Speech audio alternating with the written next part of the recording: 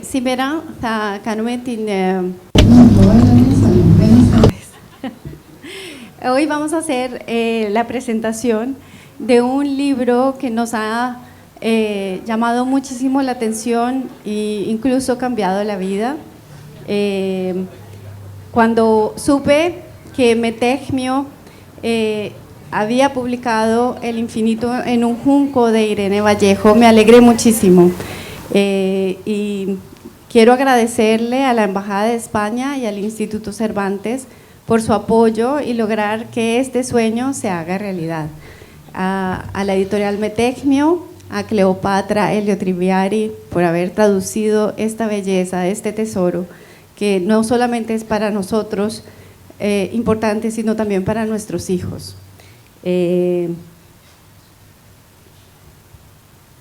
Irene Vallejo hablará con el señor Stavros Zumbulakis, que es escritor y presidente de la Junta Directiva de la Biblioteca Nacional, y hablarán sobre el libro El infinito en un junco. Muchísimas gracias.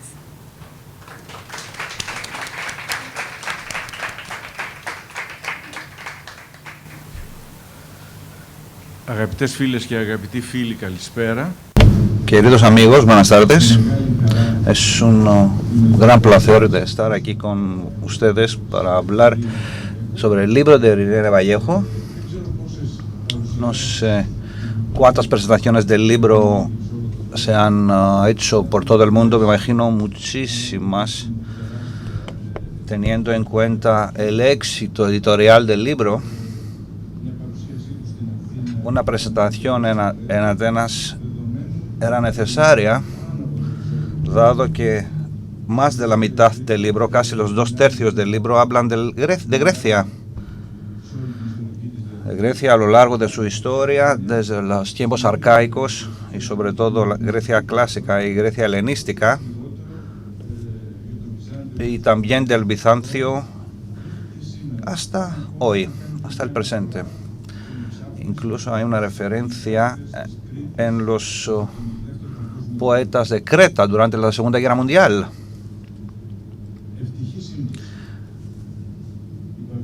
La presentación se hace al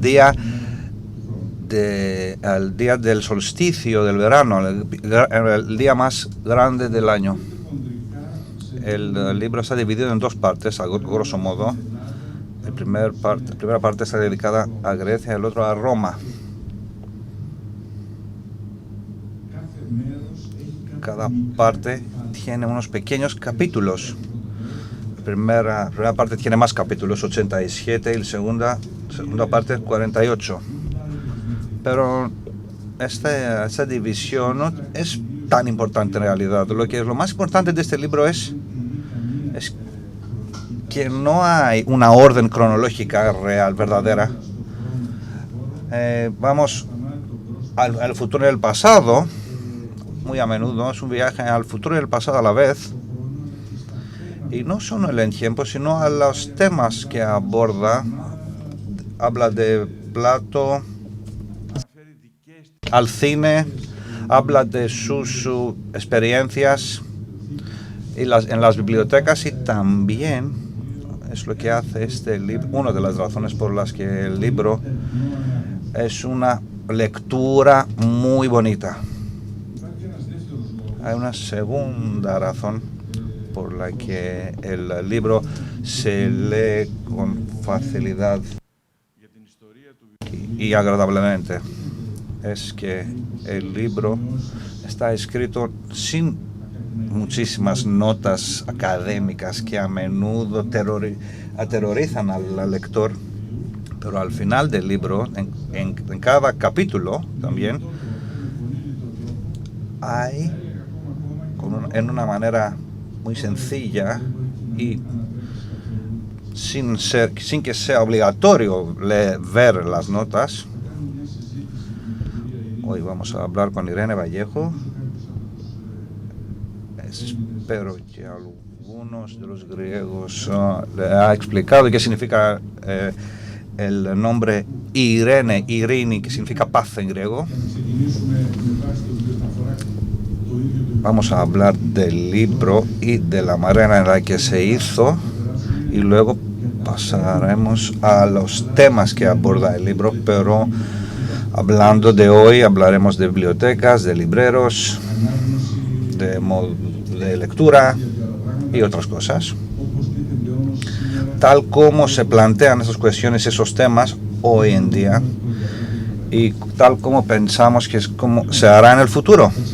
Bueno, empezaremos con una pregunta de índole filológico.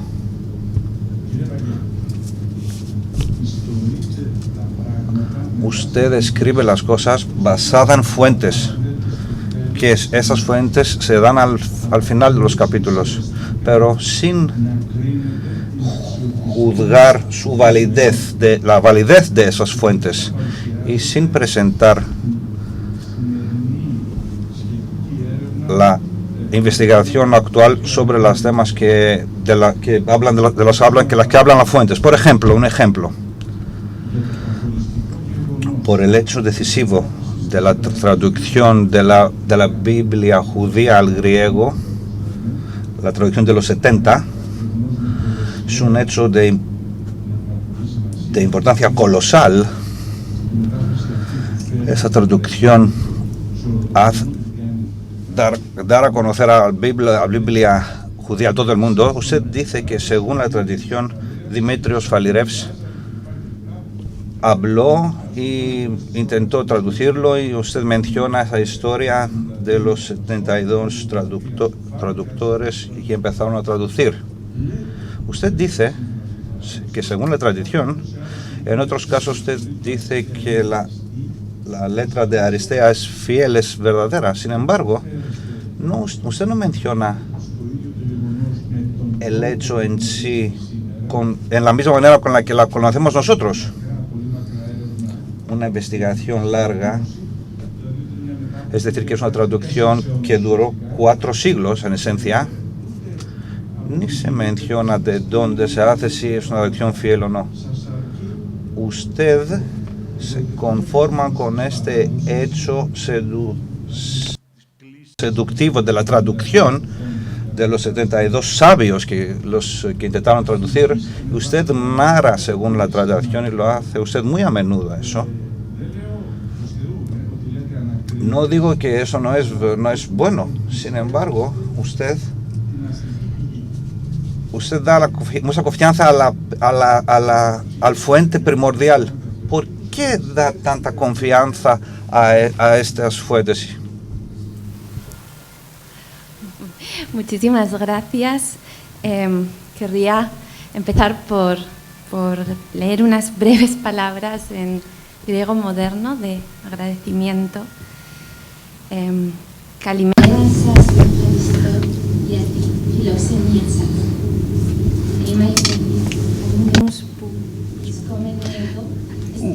Buenas tardes, muchas gracias por acogerme. Estoy muy feliz de estar en Grecia para presentar este libro, que es un homenaje a Grecia y a su historia. Siento que no puedo hablar en griego moderno, pero quiero expresar mi emoción y mi gratitud por vosotros y por estar aquí. Muchísimas gracias. Es emocionante estar aquí en este momento, la magia del solsticio, compartida con todos ustedes, entre grandes maestros como Pedro Olaya o Jorge Volpi y otros tantos que han discurrido por estas mesas y por este mismo espacio durante los últimos días en este festival. Por supuesto, un agradecimiento muy profundo y emocionado a toda la organización del Festival Lea, al Instituto Cervantes y la Embajada Española, que lo hacen posible. Y bueno, quisiera decir que la razón por la que escribí este libro no brota de la imaginación, sino de una constatación. Y este festival, la existencia misma del festival, lo confirma, porque aquí hay muchas personas que han dedicado tiempo, energía y pasión a hacer posible este encuentro por amor a las palabras, por amor a la literatura y a esta comunidad extraña que formamos los lectores a lo largo y ancho del mundo, que cuando viajamos acabamos sintiéndonos en casa, allá donde hay otros lectores y otras personas que comparten esta extraña pasión. Así que muchas gracias al festival, gracias por supuesto a mi editorial Metaigmio, a mi traductora Cleopatra Eliotriviari, a la que quizás están escuchando en traducción simultánea, su voz, sus palabras, gracias a los que han hecho posible estos instantes mágicos. Y respecto a la pregunta, sí es cierto que he buscado una relación muy directa con las fuentes, con los textos, con las narraciones en las que los propios autores griegos y romanos de la antigüedad narraron sus propias historias. ¿Por qué? Porque muchas veces la bibliografía posterior es como una serie de capas o estratos que se van superponiendo y que nos van alejando de la naturaleza propia de la inmediatez del texto. Y sé que muchas de estas historias están filtradas por una lente de fabulación y tienen un componente simbólico, pero también en los símbolos hay una verdad de naturaleza literaria que se expresa por otros cauces que no son los propiamente académicos. Yo escribí una tesis en la que sí realmente desglosé y analicé todo el trayecto del conocimiento desde las fuentes antiguas hasta el presente, pero en este libro inclasificable que es El infinito en un junco, Papyrus, quería volver a la naturaleza primordial de aquella conversación que podemos entablar con las fuentes antiguas, sabiendo que muchas veces deberíamos desconfiar de ellas, al menos en la literalidad. Pero es cierto que hay allí un relato antiguo, primordial, una mirada sobre el mundo, una forma de contemplar la realidad que a veces se pierde bajo la masa de la teoría, de las fuentes secundarias, de la bibliografía. Y escribí este libro como la niña que fui un día escuchando los relatos de mi madre sobre la Odisea y de mi padre, y que sentía que a través de esas historias que nunca sucedieron, estaba accediendo a una verdad más profunda y más recóndita, que es la verdad de los cuentos, de los relatos, de la literatura. Es quizá otro cauce, otra forma de entender y de vivir. Y los propios antiguos lo dijeron, ¿no?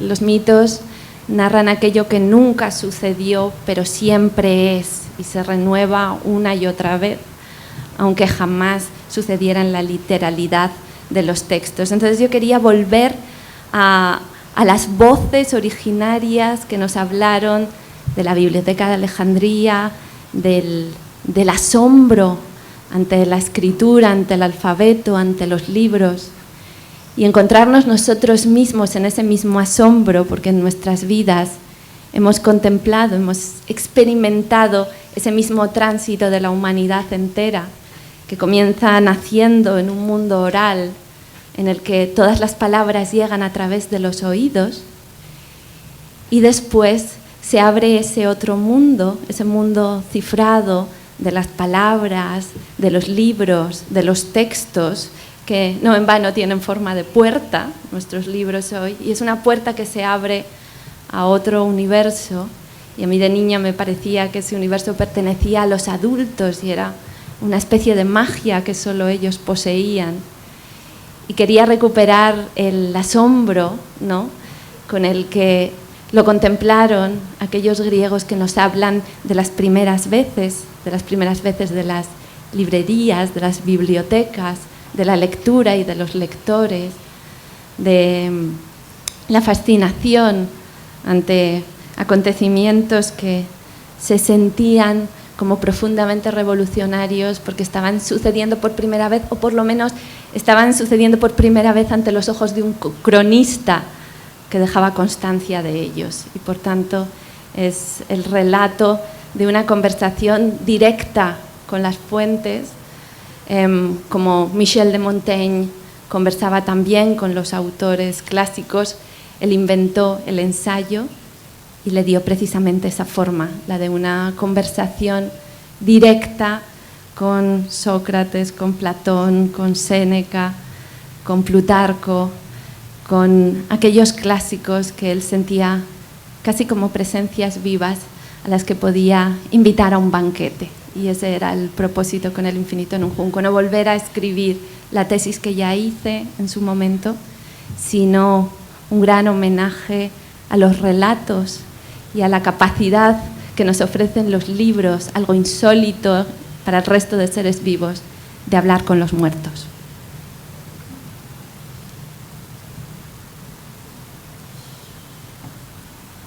Ωραία, προχωράμε λοιπόν.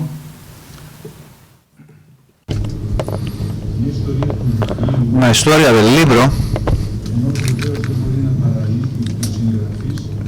es obligatorio mencionar, por supuesto, los escritores, pero sin embargo presenta todo el abanico de los oficios que se relacionan con su difusión.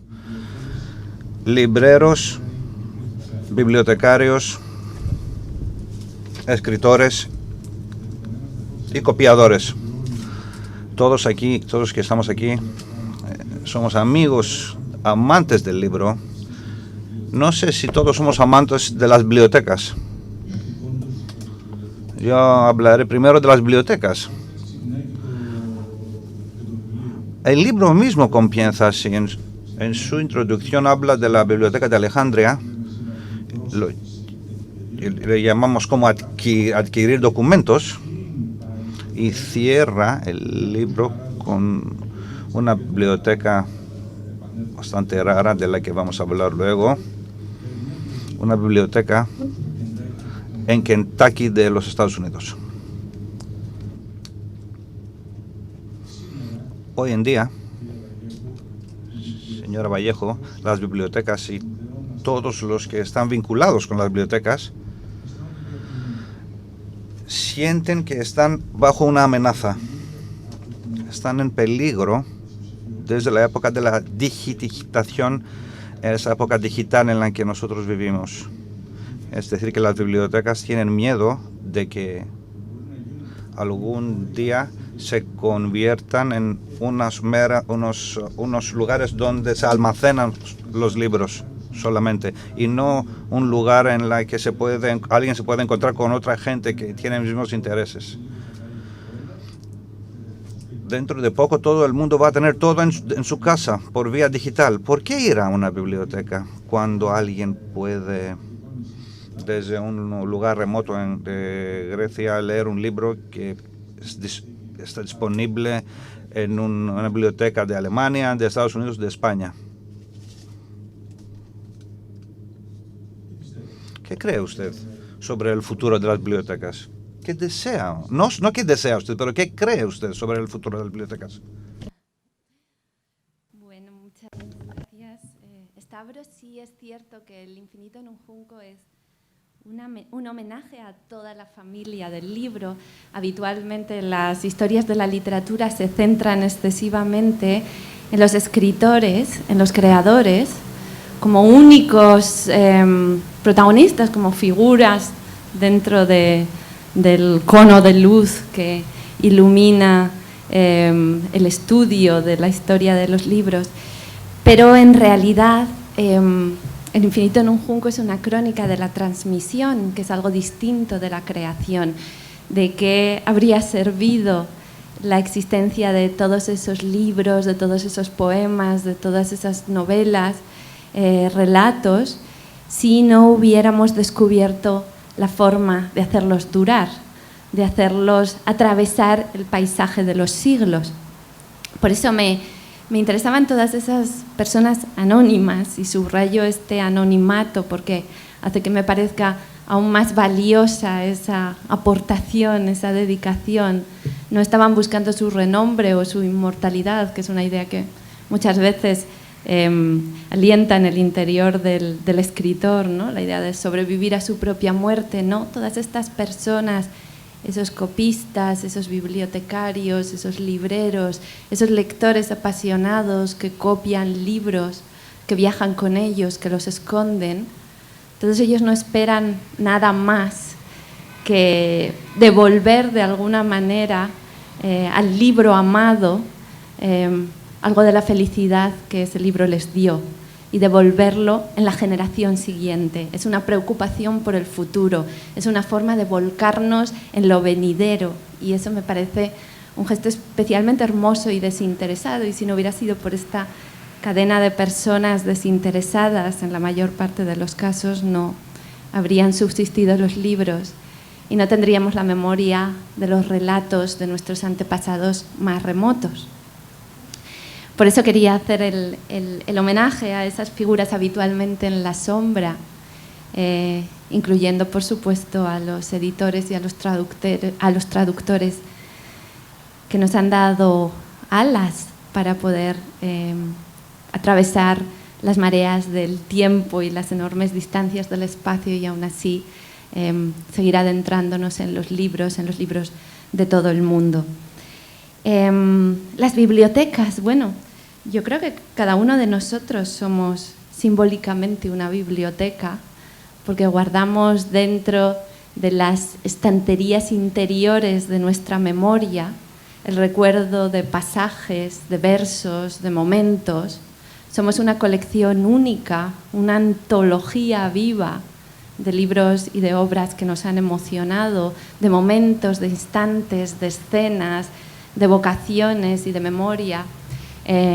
Los antiguos Platón utiliza una imagen muy bonita, las tablillas de la mente o las tablillas de la memoria. Es como si en la memoria estuviéramos escribiendo ese libro único que somos cada uno de nosotros, y que está entretejido, por supuesto, de palabras, de recuerdos, de experiencias propias, pero también está habitado por esos libros que hemos leído y por las palabras que hemos descubierto y hemos amado a través de los libros. Entonces somos cada uno de nosotros bibliotecas vivas, y creo que es inevitable amar las bibliotecas como una prolongación en el tiempo de esas colecciones interiores que viven dentro de nosotros. Las bibliotecas son lugares esencialmente frágiles, lo han sido siempre, desde los tiempos más remotos de la historia, han sido lugares habitualmente saqueados, y si no, pasto de las llamas accidentalmente, de las inundaciones, de la voracidad de los insectos. Han sido lugares atacados por muchos enemigos, y donde la conservación roza el heroísmo, porque es una constante tarea, ¿no?, para una lucha por mantener aquello que parece que está pugnando por desvanecerse y desaparecer, como son las palabras. Al final, las palabras son esencialmente aire y tienden a desaparecer si no hacemos un esfuerzo enorme por retenerlas. Y las letras son esos dibujos con los que intentamos llamar a las palabras, llamar a los sonidos, ¿no?, convocarlos, invocarlos y mantenerlos a nuestro lado, evitar, ¿no?, que salgan volando esas aladas palabras que decía Homero. La fragilidad de las bibliotecas va cambiando en las distintas épocas. Quizá ahora no están tan sometidas al peligro de los saqueos, aunque todavía en las guerras siguen siendo bombardeadas y destruidas bibliotecas como una forma de borrar la memoria del adversario. todavía son objeto de ataques, de purgas, de agresiones. Pero quizá el peligro que sentimos ahora más amenazador podría ser precisamente el de la sustitución de las bibliotecas por el mundo digital, ¿no? por los ordenadores, por Internet, por esos archivos virtuales que nos permiten llegar a los libros a través de otros cauces. Sin embargo, en esos caminos desaparece el factor humano, la presencia. Y yo creo que los libros siempre han sido importantes porque convocan a las personas a su alrededor, porque cuando acudes a una biblioteca no solo quieres estar rodeado de los libros y encontrar tu camino a través de esa inmensa bibliografía, sino quieres tener compañeros en ese viaje, quieres tener el hilo de Ariadna para adentrarte por el laberinto. Y los bibliotecarios son esas personas que te toman de la mano, que te descubren vías, pasillos, rutas desconocidas para ti, que tienen esa experiencia, que tienen grabado en su interior el catálogo de su biblioteca y son casi como si fueran una emanación de esa misma biblioteca. Y son la ayuda, la compañía que es tan importante en el conocimiento. Y por eso Sócrates decía que reprochaba a los libros que quizá nos abocan a la soledad, que el verdadero conocimiento nace en diálogo, en conversación con otras personas, y que los libros no nos permiten preguntar, no podemos preguntar al autor. Tenemos que leer por nosotros mismos y nunca entablaremos ese diálogo fecundo, ¿no? que se inició en la filosofía griega. Bueno, pues creo que los bibliotecarios suplen esa soledad, son las personas a las que podemos preguntar, las personas que nos orientan, las personas que nos ayudan. Y yo a lo largo de mi trabajo de investigación he contado muchas veces con esa mano providencial que me señalaba un camino o que derribaba un obstáculo. Y creo que eso es absolutamente imprescindible para el investigador. Y más allá de las grandes bibliotecas de investigación, están las bibliotecas de los barrios, las bibliotecas de las ciudades, las bibliotecas de los pueblos, que son claramente lugares de encuentro, lugares donde nos reunimos alrededor de las palabras, donde llevamos a los niños para que descubran los libros, para que practiquen la libertad de elegir entre muchos libros posibles, de tocarlos, de sentarse a leerlos en el suelo, de sentir toda esa multitud de voces alrededor, donde se acoge, porque las bibliotecas también realizan una función social y creo que eso hay que destacarlo. Las bibliotecas son lugares donde las personas que no tienen ordenadores en sus casas pueden encontrarlo, donde aquellos que pasan frío en invierno porque no tienen calefacción en su casa pueden encontrar un refugio cálido y acogedor, donde a los extranjeros se les ayuda en sus gestiones, en sus problemas, donde se les enseña a escribir un currículum o se les corrigen sus primeros textos vacilantes en la nueva lengua.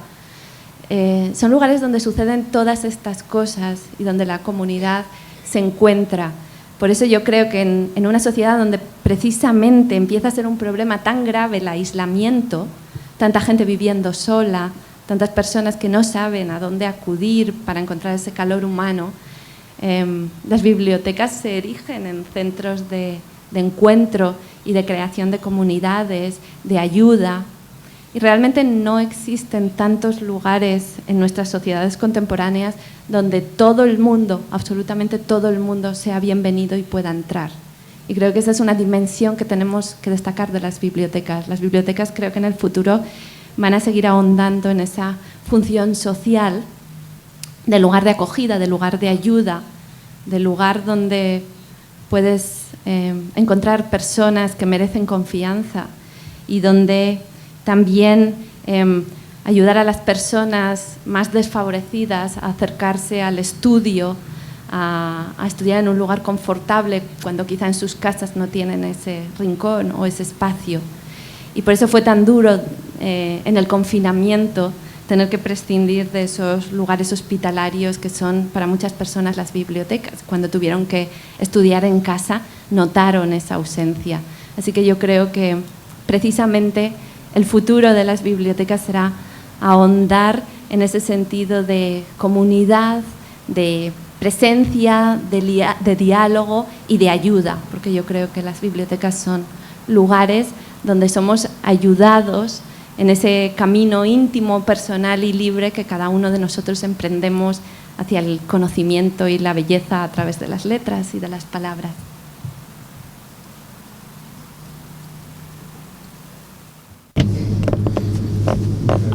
Muchas gracias. Quería añadir que las bibliotecas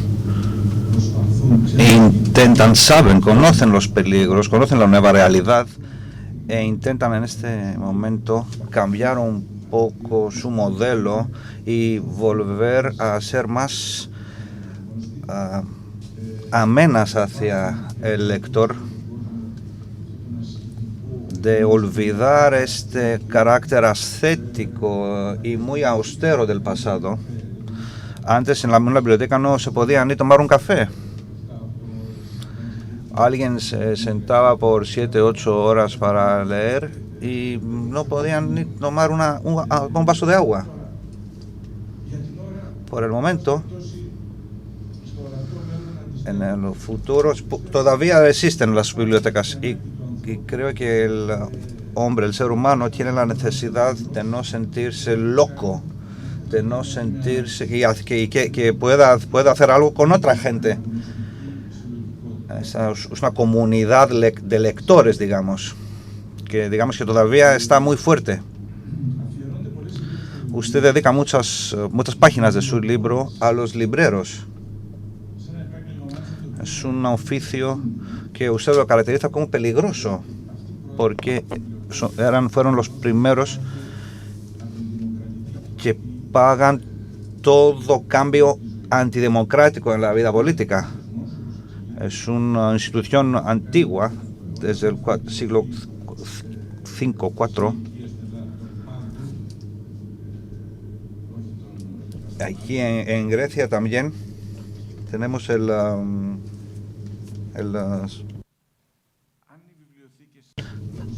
si las bibliotecas se sienten en este momento en peligro, las librerías son los que verdaderamente están en peligro. Son pequeñas, independientes, pequeñas librerías dependientes con amigos del libro que son muy cultos, con mucho conocimiento, donde una persona va para comprar un libro y no lo tiene, la gente entra y lee otros libros y al final compra otro libro la persona que entra en esa pequeña librería. Es un lugar de cultura y está en peligro. Hay países en las que ya no existen pequeñas librerías, como en Inglaterra o Estados Unidos. Otros países todavía existen y siguen siendo las librerías unos lugares de cultura. Personalmente, me gusta decirlo siempre, la mitad de mis conocimientos las he aprendido en pequeñas librerías. En Grecia, en las pequeñas ciudades, las librerías siempre eran los únicos lugares de cultura y de conocimiento, y están en peligro porque existe Amazon, o todo el planeta compra libros por Amazon, las grandes cadenas de librerías, y etcétera.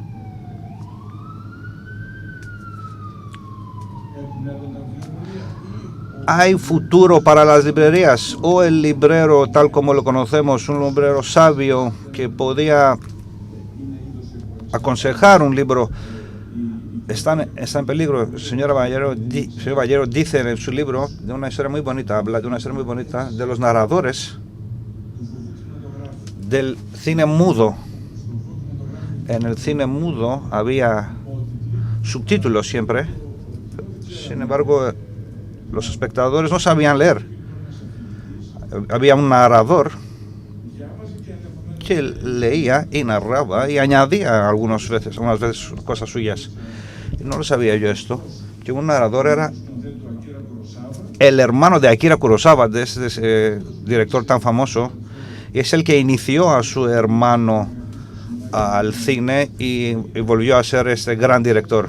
Sin embargo, cuando viene el cine hablado, ya se pierde este oficio. El hermano de Akira Kurosawa, no me acuerdo de su nombre, se suicida. Porque ya su vida no tiene sentido, carece de sentido. ¿Cree usted que el librero, este librero tradicional que ha ayudado tanto a nuestra cultura, está en peligro de extinción y las librerías, tal como las conocemos, no existirán en el futuro? ¿Cuál es el precio que hay que pagar por esta transición a la época digital?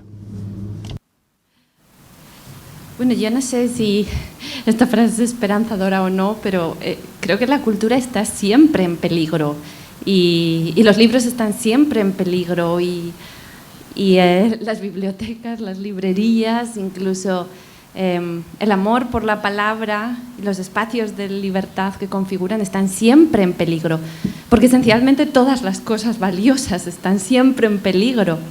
Y decir esto no es, creo yo, caer en un discurso apocalíptico sobre la inminencia del fin de todas las cosas por las que merece la pena vivir, sino una llamada a movilizarnos para proteger aquello que pensamos que tiene que sobrevivirnos, ¿no? De la misma manera que aquellos copistas, que aquellos lectores seguían copiando los libros sin saber, en el fondo, si todo ese esfuerzo, esos meses de copia y de escritura, realmente salvaguardarían ese libro amado o no, o todo acabaría finalmente en la destrucción y el olvido, que es el final natural de todas las cosas, la destrucción o el olvido, salvo que actuemos y pongamos esos diques que estamos constantemente construyendo y reparando para frenar a nuestros adversarios, que son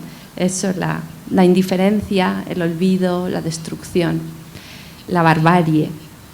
Entonces, sí, las librerías están en peligro, sobre todo las librerías independientes, pero están en peligro desde al menos el siglo V a.C., de manera que da la sensación de que sobrellevan bastante bien esa convivencia con el peligro, ¿no? Y se han hecho fuertes y mueren y resucitan con mucha gracia y elegancia, ¿no? Las bibliotecas, las librerías. Es curioso que muchos libreros me dicen, después de haber leído el libro, que ellos no eran conscientes de que las primeras bibliotecas y librerías de las que hay constancia sean tan antiguas. Empezaron siendo librerías ambulantes, carros de mercaderes que llevaban, entre otros productos, libros de aquí para allá y los ofrecían en los pueblos, en las ciudades. Poco a poco empezaron a nacer las bibliotecas estáticas, ¿no? Permanentes, las que ahora conocemos, los establecimientos, y algunas de las primeras noticias sobre libreros que yo recojo y cuento en el libro, pues son sobre castigos y condenas a libreros que vendían libros incómodos para los emperadores romanos o para los poderosos. Porque claro, la idea es que el autor está muy profundamente comprometido con su obra, pero en general parece más astuto atacar a otros eslabones más débiles de la cadena, la distribución y la venta de los libros. Por eso, en muchos casos se ha atacado preferiblemente a libreros, traductores, distribuidores, editores, que son quienes piensan los enemigos de los libros, que pueden retroceder o pueden ofrecer menos batalla a lo largo del tiempo. Y sin embargo, sí han ofrecido esa batalla, sí se han mantenido ahí, y tenemos testimonios variados de los riesgos que estaban dispuestos a soportar los libreros a lo largo del tiempo, porque este es un oficio profundamente comprometido. Y bueno, en el presente efectivamente hay muchos peligros muy diversos, desde el precio de los alquileres en las ciudades, el problema de la facilidad con la que se consiguen los libros a través de Amazon o de otras plataformas de comercio online. Y por eso creo que es necesario que nos concienciemos y que exista o que mantengamos vivo este impulso, esta corriente de solidaridad hacia los libreros de los barrios, los libreros a pie de calle que hubo después del confinamiento y que casi fue como una constante en todos los países, y sorprendentemente porque sucedió en un momento en el que muchos predecían o pronosticaban el fin de los libros, la desaparición de toda la cultura escrita sustituida por la información digital, ¿no? Y por este intangible de las pantallas. De todas maneras, yo creo que al no ser una profesión que busque la rentabilidad, es una profesión de resistentes, y yo que hablo con muchos libreros a lo largo del mundo, a lo largo y ancho del mundo, confirmo que se sienten casi como depositarios de una misión, lo cual tiene todo un halo muy literario y muy acorde con los propios libros que venden. Y veo que efectivamente las librerías son esos lugares donde sucede lo inesperado, donde vas en busca de un libro y te llevas otro muy distinto, lugares donde incluso los tímidos se atreven a entablar conversaciones porque se sienten protegidos por la presencia de otros seres igual de librescos y extraños que ellos mismos. Y son lugares de encuentros, son lugares donde surgen proyectos, donde se conocen escritores, editores, ilustradores, traductores, donde nacen posibilidades. Y yo creo que ese es el motivo por el que tienen algo que ver con la aventura. Me ha gustado, esta mañana he estado precisamente haciendo una ruta por librerías independientes de Atenas, y poco antes unas entrevistas, y uno de los periodistas me ha hablado de las bibliotecas y las librerías como catedrales de la aventura, que ha sido una expresión que me ha gustado mucho, ¿no? Esas catedrales de la aventura, donde nosotros nos adentramos sin saber exactamente qué va a pasar, ni qué vamos a encontrar, ni qué lecturas nos van a recetar. Y por eso realmente creo que tenemos que apoyar activamente a esas librerías independientes, porque forman parte de una manera de entender la vida y de habitar el mundo que nació precisamente aquí, en Atenas, en Grecia. Tiene que ver con el concepto del ágora. Yo creo que las librerías son hoy una plasmación del ágora donde nos encontramos, donde debatimos, donde hablamos, donde resuenan muchas voces. Tiene que ver con la vida en la calle, tiene que ver con la idea de comunidad que destacábamos tanto Stavros como yo, y tiene que ver con combatir esa soledad a la que nos condenaría el hecho de simplemente encargar los libros y recibirlos en forma de paquetes en casa, ¿no?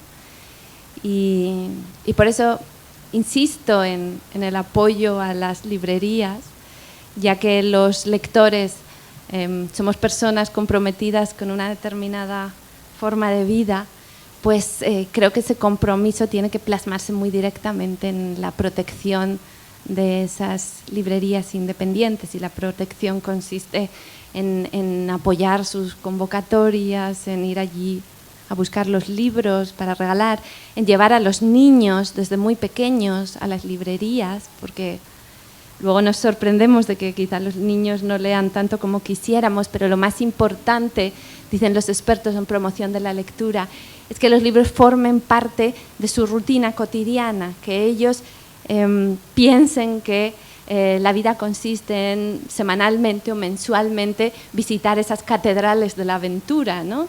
Y acompañar a los padres y allí mirar los libros. Cuando yo era pequeña, mis padres me llevaban constantemente a librerías y yo recuerdo a mi padre le encantaban las librerías de viejo, ¿no? Con todas esas pilas de libros absolutamente desordenados, y él hacía lo que yo llamo la minería librera, de ir excavando galerías entre esos libros para sacar al final un libro totalmente inesperado, ¿no? Raro, dificilísimo de encontrar, de todas esas pilas de libros, de esas cuevas de libros. Y allí pues yo pasaba muchísimas horas jugando y merodeando entre los libros y escuchando las conversaciones de mi padre con el librero, hasta el punto que casi creía que mantener esas conversaciones era uno de los objetivos primordiales de la vida adulta. Ir a una librería y hablar y conversar con los libreros sobre libros. Y cuando me preguntan, bueno, ¿qué hacemos para que nuestros hijos lean? Pues quizás simplemente acostumbrarlos a que forman parte de la vida, que forman parte de la existencia cotidiana, que esos son lugares acogedores donde queremos refugiarnos y que allí se producen encuentros y acontecimientos que van a tener un impacto enorme sobre nuestras vidas. Entonces, más que lamentar, quejarnos o rasgarnos las vestiduras porque los jóvenes no leen, creemos esas rutinas, fomentemos ¿no? esos conceptos, esos hábitos, esas costumbres, y ayudémosles a descubrir también a las jóvenes generaciones esos lugares especiales, antiquísimos y remotos, pero yo creo que también cargados de futuro.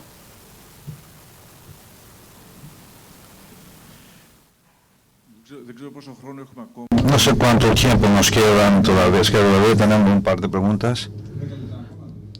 Nos faltan 10 minutos, tenemos 10 minutos. Entonces, yo iré a las casas, voy a leer un fragmento. No sé cómo se puede traducir el fragmento.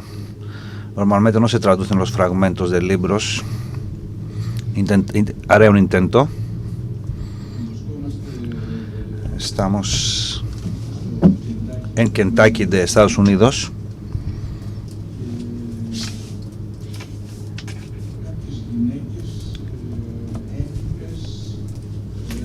Y algunas mujeres jinetes están cruzando estas largas valles y se asombran y bajan de los caballos y empiezan a repartir libros. Y los nativos no lo creen. ¿Qué está pasando? Libreras jinetes. No entiendo. ¿Qué es esto? Dicen. Es unas frases muy raras. New Deal. Unos planes para reforzar la lectura. Nadie habla de impuestos o de desahucios. Las jinetes libreras son muy amables. Creen a Dios en la justicia. En 1936 solamente estas rutas ayudaban a 50.000 familias cada día. Muchos kilómetros recorrían y lograron solo cubrir un décimo de todas las peticiones. Es una historia de amor. Hablando de las jinetes libreras que van aquí a diseminar los libros y de los mismos la gente que estaba esperando a esos libros.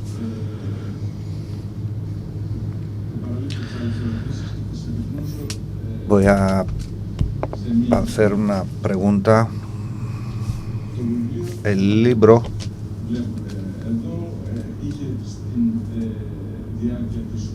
a lo largo de la historia ha pasado por varias formas y por varios materiales.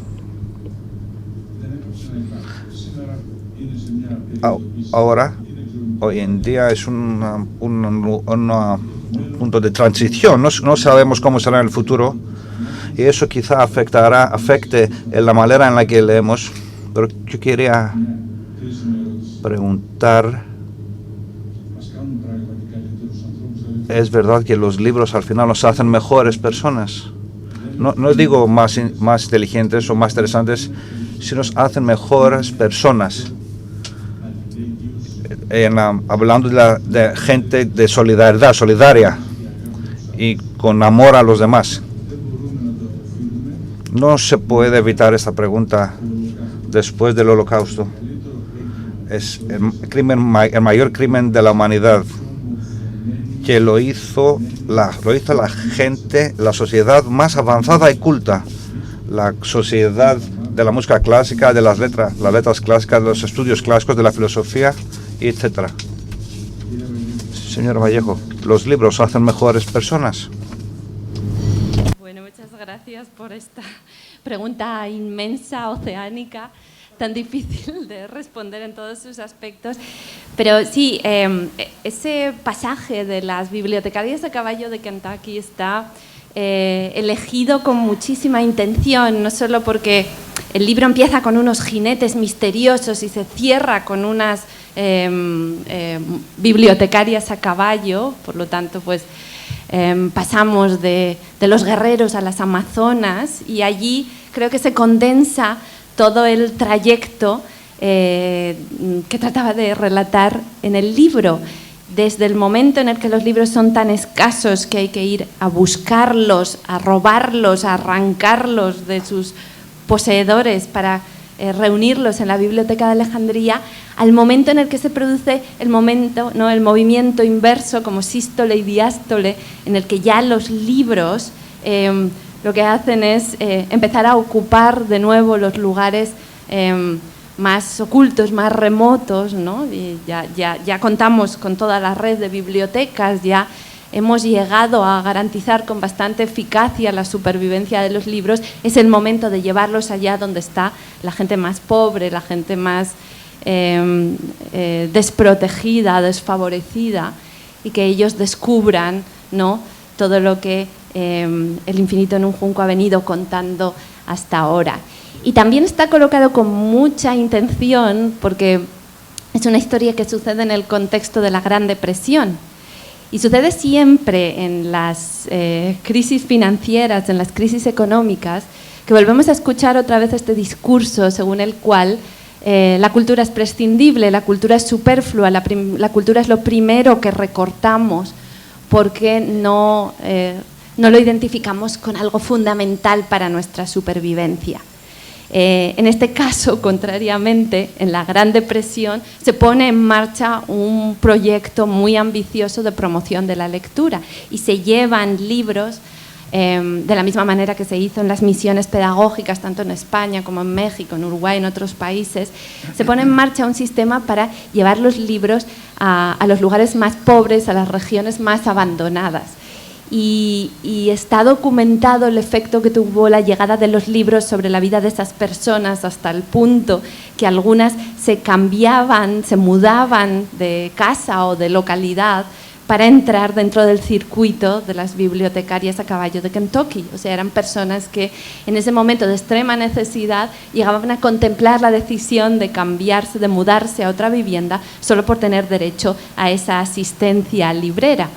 Con lo cual se demuestra que incluso en los momentos de extrema necesidad o quizá en los momentos de crisis es cuando los libros demuestran que no son un mero adorno, sino algo muchísimo más esencial, ¿no? Y bueno, como estamos viviendo, salimos de una crisis financiera, entramos en otra nueva crisis, creía que ese era un momento culminante en el que terminar el libro con una reivindicación de la importancia de la cultura en los momentos más duros, más graves y más desgarradores. Y eso tiene relación con la otra pregunta, ¿no? ¿Nos hace mejores personas leer? Yo creo claramente que no necesariamente. Existen casos bueno, diríamos los más grandes tiranos del siglo XX europeo eran lectores, incluso poetas, escritores, ellos mismos. Mao, por ejemplo, tuvo una librería, regentó una librería, luego escribió el Libro Rojo, que es uno de los grandes bestsellers del siglo XX, otro de los grandes bestsellers es Mein Kampf de Hitler. Stalin era un poeta y parece que amaba la música y la literatura. En fin, es evidente que a todas esas personas no les ayudó a evolucionar moralmente y convertirse en seres más compasivos hacia el prójimo.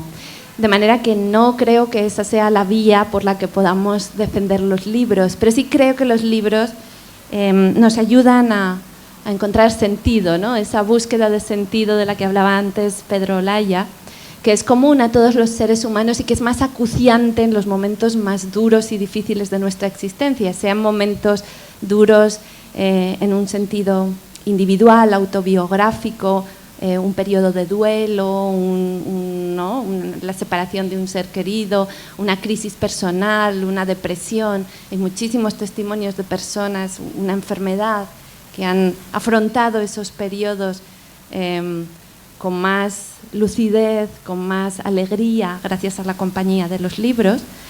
Y también en los grandes momentos, ¿no?, de crisis, de peligro, de persecuciones en la historia, y ahí están todos los testimonios relacionados con los campos de concentración, los campos de refugiados, allí donde parece que la supervivencia se reduce a lo más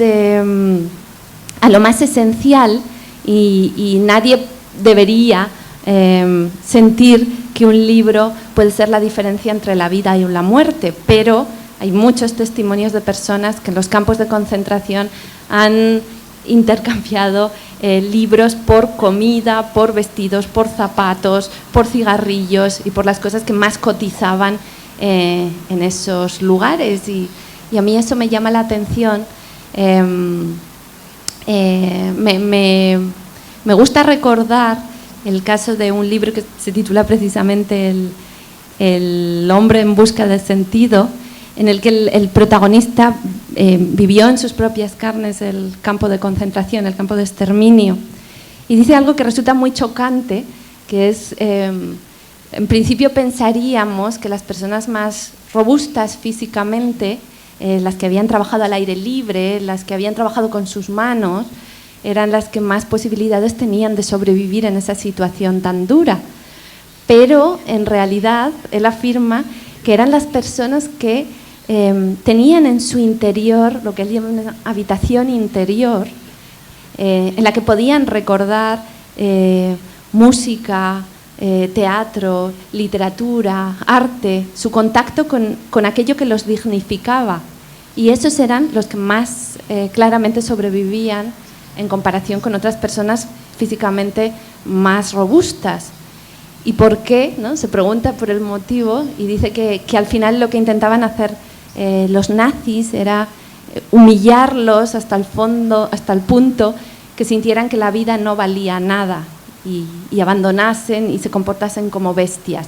Y precisamente la capacidad de recordar aquellos poemas, aquellas sinfonías, aquellos cuartetos, aquella música de cámara, aquellas obras de teatro, aquellos cuadros que habían visto alguna vez, eso les permitía resistir el intento de deshumanizarlos y les ayudaba a sobrevivir. Y esto lo dice un testigo de los acontecimientos, Víctor Frank, en El hombre en busca de sentido. Y hay otro libro de Nico Rost que se llama Get in the How, donde cuenta la historia de cómo los presos forman un club de lectura clandestino en medio de la vigilancia de los nazis, corriendo enormes peligros y a falta de libros, porque no los tenían, se cuentan unos a otros los libros que recordaban haber leído anteriormente en los momentos de libertad. Y esos instantes clandestinos, robados al trabajo, al sueño, les ayudan a sobrevivir. Y son testimonios de distintas personas, de distintas nacionalidades, que hablan todos ellos de lo mismo, ¿no? De cómo en los libros se encuentran esos destellos de sentido que hacen que la vida merezca ser vivida incluso en los momentos más duros. Y en medio del caos confuso de los acontecimientos que nos rodea, son precisamente las palabras, el logos, los libros, la literatura, los relatos, la memoria, lo que nos ayuda a crear ese sentido, el sentido que nos salva. Y por eso yo creo que quizás si hubiera que describir la ficción es precisamente ese sentido que damos a los acontecimientos. Lo que tenemos es la información en bruto que recibimos del mundo exterior. Lo que nosotros aportamos al mundo es ese sentido, y ese sentido está conservado en los libros, está conservado en la literatura, está conservado en el arte. Y por eso creo que no nos hace mejores, pero nos ayuda a sobrevivir.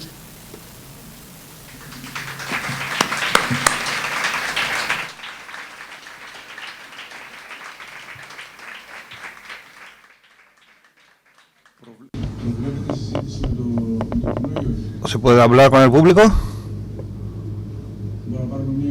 Quizá una pregunta. ¿Se puede hacer una pregunta por el público?